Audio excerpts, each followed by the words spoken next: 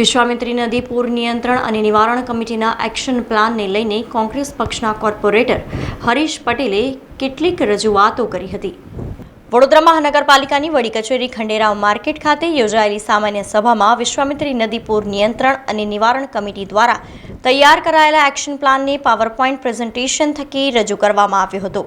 આ પ્રેઝન્ટેશન બાદ આ મુદ્દા પર ચર્ચા પણ સામાન્ય સભામાં થઈ હતી, જેમાં કોંગ્રેસના કોર્પોરેટર હરીશ પટેલે તેમના મતવિસ્તારમાં જે સૂચનો કરવામાં આવ્યા છે તે સિવાયના પણ અન્ય બાબતો પર ધ્યાન મૂકી છાણી તળાવથી પાણી જ અંદર ભૂકી કાંસ સુધી ન આવે કે પાણીની સમસ્યા ઉદ્ભવે તે વાત પર ભાર મૂક્યો હતો।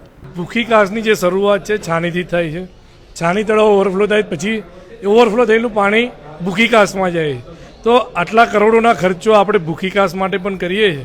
એના કરતાં ભૂખી કાંસમાં પાણી ના આવે એના માટે છાણી તળાવ પહેલાં હાઈવેથી પેરેલલ એક કાંસ બનાવીને ડાયરેક્ટ વિશ્વામિત્રીમાં પાણી લઈ જવું જોઈએ એવું મારું એક સજેશન આપ્યું છે। એની સાથે સાથે વિશ્વામિત્રીની અંદર જે કરોડો રૂપિયા ખર્ચો કરવામાં આવે, આ કરોડો રૂપિયા જે ખર્ચો કરીએ છીએ એ વર્થ ક્યારે થશે કે જે પાણી વિશ્વામિત્રીથી ઢાઢરમાં જાય છે, તો ઢાઢર નદીને મોટી કરવામાં નહીં આવે, એને ઊંડી કરવામાં નહીં આવે, તો વિશ્વામિત્રીની અંદર ગમે તેટલું કામ કરીશું વડોદરા શહેરમાં પૂર આવવાનું જ છે। એટલે વિશ્વામિત્રીની સાથે ઢાઢર નદીમાં પણ કામ થવું જોઈએ।